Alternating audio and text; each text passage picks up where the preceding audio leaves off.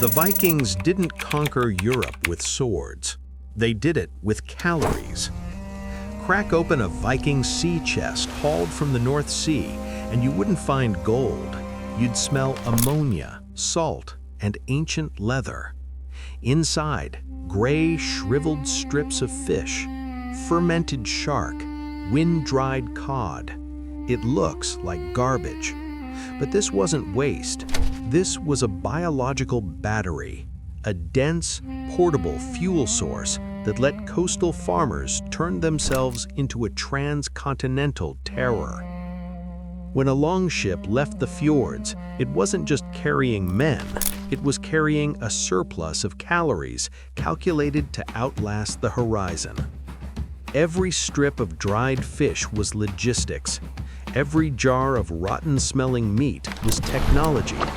If the sail was the wing of the Viking Age, this preserved protein was the heart. Today, we strip away the myth of roaring barbarians at feasts and perform an autopsy on the menu that powered an empire.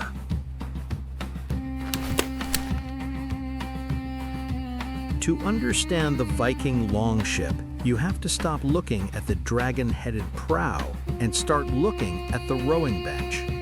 Each bench was a workstation, and the man sitting there was an engine. But engines require a specific grade of fuel. In the Viking Age, social stratification wasn't just about who wore the most silver. It was about who had access to long-term energy. The logistics of a Viking raid began months, sometimes years before a ship ever touched water. It started on the coastline during the massive seasonal migrations of Atlantic cod. This wasn't a casual hunt, it was an industrial-scale harvest managed by a complex labor hierarchy. As archaeologist Dr. James Barrett has noted in his research on the fish event horizon, the transition to large-scale fish preservation was a prerequisite for the Viking expansion. Imagine the sheer volume of labor required here. While the warriors, the Herseer or the elite, honed their skills with the axe, a massive invisible workforce of women, children, and thralls, slaves, were chest-deep in freezing water. They were the ones gutting, cleaning, and decapitating thousands of fish.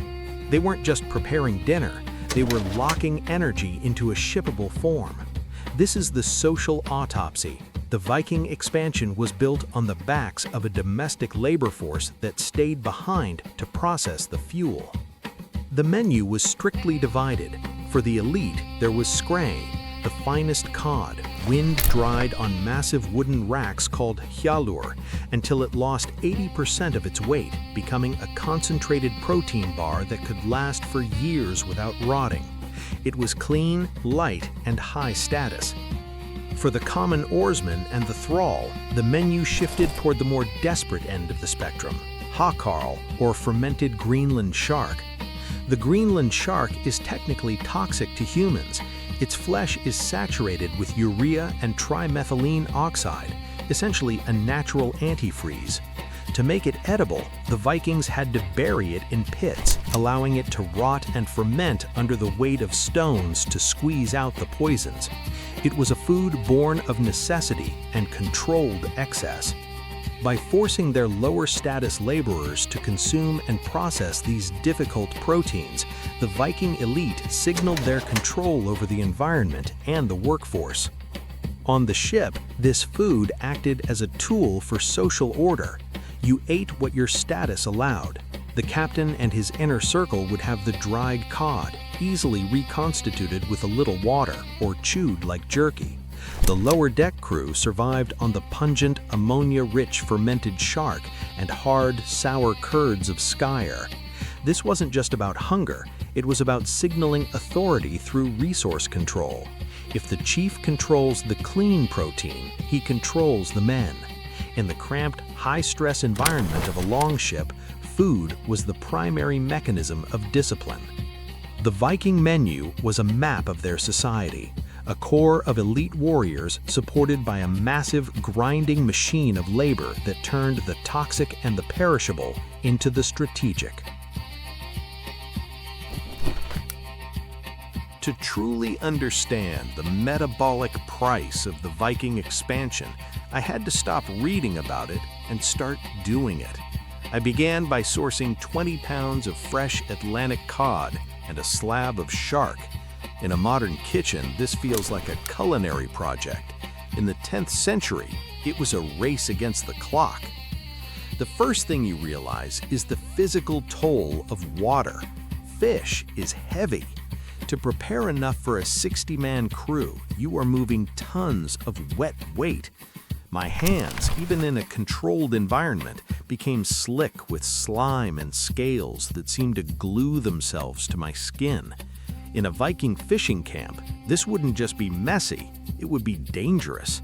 The constant exposure to saltwater and fish enzymes leads to fish poisoning, where tiny cuts on the fingers become weeping, infected sores. For the women and thralls preparing this menu, their hands were their primary tools, and they were constantly being eroded by the very resource they were trying to save. I hung the cod to dry. This is the saga moment of the process, the interpretation of the wind. You aren't just leaving food outside, you are balancing humidity, temperature, and airflow. If the wind is too still, the fish rots before it dries. If it's too hot, the outside sears shut, trapping moisture inside and creating a bacterial bomb. I spent days watching the sky, realizing that the survival of an entire raiding party depended on the meteorological intuition of the people left on the shore. As the cod dries, it transforms, it shrinks, it hardens into something that feels less like food and more like a weapon. By day 14, my cod was a wooden plank. I tried to bite into it, and I nearly chipped a tooth. This is the sensory reality of the Viking diet. It is work. To eat this on a longship, you didn't just chew, you pounded it with a stone or the pommel of a knife to shatter the fibers. Then came the shark. The smell of fermenting shark isn't just fishy, it is a chemical assault. It smells like concentrated floor cleaner and old sweat. Handling it made my eyes water. When the Vikings buried this in the sand, they were performing a desperate kind of alchemy. I had to manage the fermentation process, and the anxiety was constant. How do you know when rotten becomes safe? For a Viking cook, a mistake here didn't just mean a bad meal, it meant botulism. It meant a ship full of paralyzed, dying men in the middle of the Atlantic. The most striking realization wasn't the taste, though. It was the exhaustion.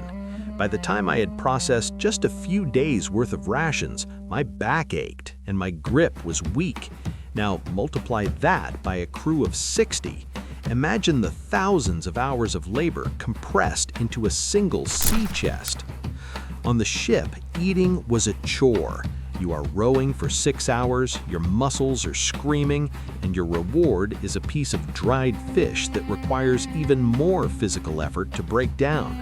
Your trade-off: you give the ship your labor, and in return, the ship gives you just enough chemical fuel to do it again tomorrow. It's a closed loop of human energy. I sat in a small boat, mimicking the cramped conditions, and tried to eat the dried cod and the fermented shark back to back. The thirst is the next realization. This food is incredibly dry and salty. On a longship, fresh water was more precious than silver. Every bite of this power food increased your dependency on the ship's water barrels. You were locked into a system of survival where every calorie consumed had a price in hydration. The evidence in the sea chest leads to a single, inescapable conclusion. The Viking Age was a triumph of food preservation over the physics of the ocean. When we taste the ammonia-sharp bite of fermented shark or the splintering crunch of wind-dried cod, we aren't just tasting weird ancient food, we are tasting the strategy of a civilization that learned how to weaponize the North Atlantic's biomass. The taste confirms the power. The elite ate the refined, light, and reliable proteins that kept their minds sharp for navigation and their bodies ready for the shield wall. The labor reveals the hierarchy. Thousands of hours of unseen work by women and thralls, gutting, burying, and drying, were condensed into those gray strips of flesh. The excess communicates authority. A chieftain's ability to provision a ship for months wasn't just a matter of wealth, it was a demonstration of his control over the very cycles of life and death in the fjords. The Vikings didn't just sail into the unknown on a whim. They moved with the confidence of men who carried a portable ecosystem in their holds. This menu was the silent partner in every raid on Lindisfarne and every settlement in Vinland. It was the chemical foundation of an empire that stretched from the Caspian Sea to the shores of North America. We don't just cook ancient food, we decode the civilizations behind them.